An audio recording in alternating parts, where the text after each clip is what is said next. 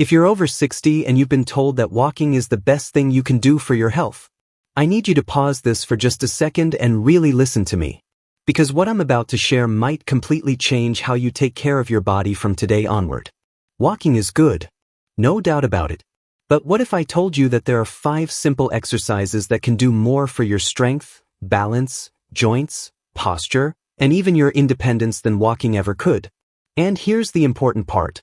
These aren't gym exercises, they're not extreme, and they're actually approved and recommended by surgeons who work with aging bodies every single day.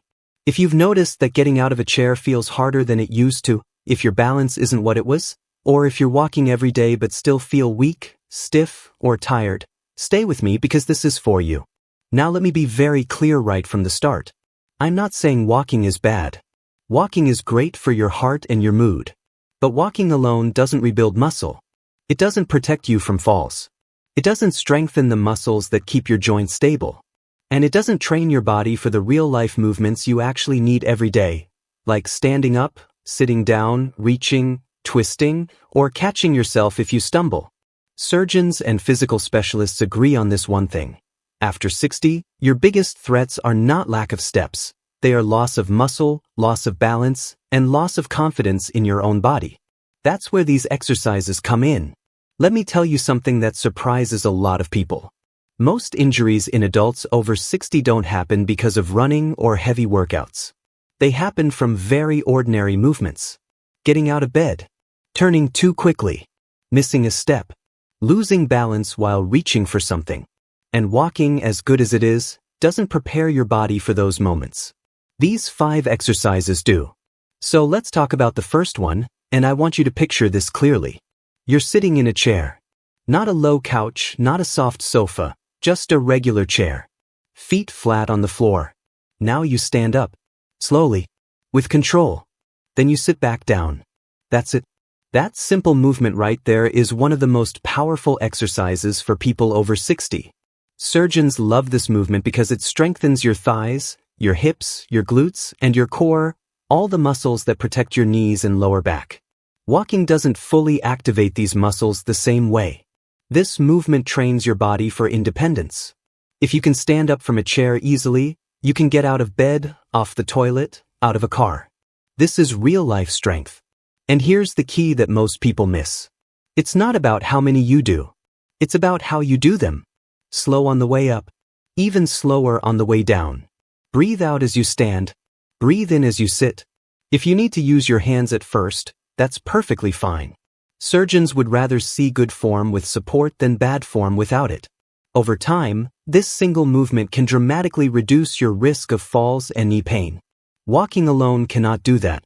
Now let's move into the second exercise, and this one might sound almost too easy, but don't underestimate it. Standing on one leg. That's it. You can hold onto a wall, a chair, or a countertop. Lift one foot slightly off the ground and balance. Then switch sides. Balance is one of the first things we lose as we age, and it's one of the hardest things to regain if we ignore it. Walking is repetitive and predictable. Life is not. Surgeons consistently say that balance training is non-negotiable after 60. This exercise retrains your nervous system. It teaches your brain and your muscles to communicate again. Every second you hold that balance, your ankles, knees, hips, and core are working together. This is exactly what helps you recover if you trip. And here's something important.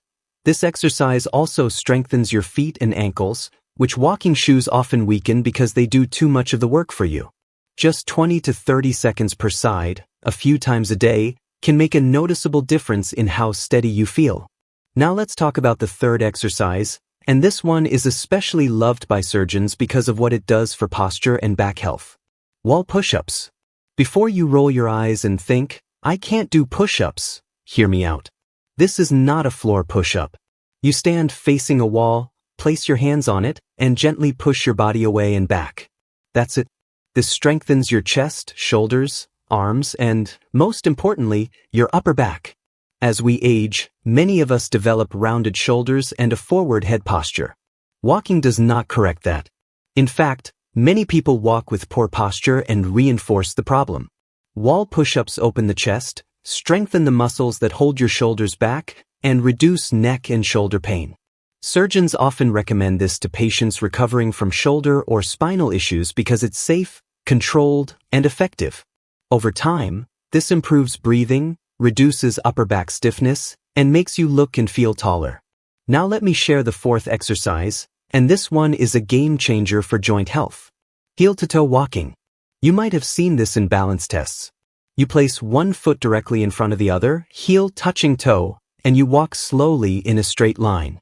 This exercise challenges balance, coordination, and focus. It strengthens the small stabilizing muscles that walking normally doesn't activate. Surgeons recommend this because it mimics real-world challenges, narrow spaces, uneven surfaces, sudden changes in direction. It also improves ankle mobility and knee control.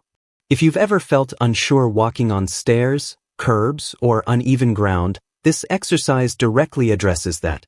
Go slow. Use a wall for support if needed. The goal is control, not speed. And now let's talk about the fifth exercise, and in my opinion, this one ties everything together. Marching in place. But not fast. Not sloppy. Controlled marching. Lift one knee, lower it slowly, then the other. This strengthens your hip flexors, core, and legs while improving coordination. Surgeons like this exercise because it's functional.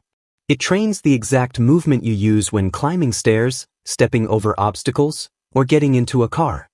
Walking keeps your feet low to the ground. Marching teaches you to lift them. That's a huge difference when it comes to preventing trips and falls. You can do this holding onto a chair at first. Over time, try it without support. This exercise also gets your heart rate up gently, making it a great replacement for long walks on days when your joints feel stiff. Now here's what I want you to understand. You don't need to do all 5 of these for an hour. In fact, surgeons would tell you that short, consistent practice is far better than long, exhausting sessions. 5 to 10 minutes. Once or twice a day. That's it. These movements wake up muscles that have been asleep for years. And when muscles wake up, joints feel better. Balance improves. Confidence returns. One of the biggest mistakes people over 60 make is believing that pain means damage. Most of the time, pain means weakness or stiffness. Walking through pain doesn't fix that. Strengthening and stabilizing does. That's why these exercises are so powerful. They don't just burn calories. They rebuild your body from the inside out. I've heard surgeons say this again and again. The goal after 60 is not to be skinny, fast, or extreme. The goal is to be strong enough to live your life without fear. Fear of falling. Fear of getting hurt. Fear of becoming dependent. These exercises address that fear directly. So if you've been walking every day and wondering why you're still struggling, now you know.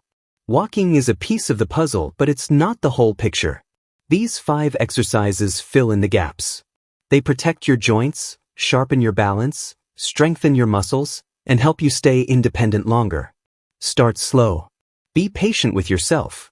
Progress comes from consistency, not intensity. And remember this, your body is not broken because you're over 60. It just needs the right kind of movement. If this video helped you see exercise in a new way, let me know in the comments. And if you know someone over 60 who's still relying only on walking, share this with them. It could make a bigger difference than you realize.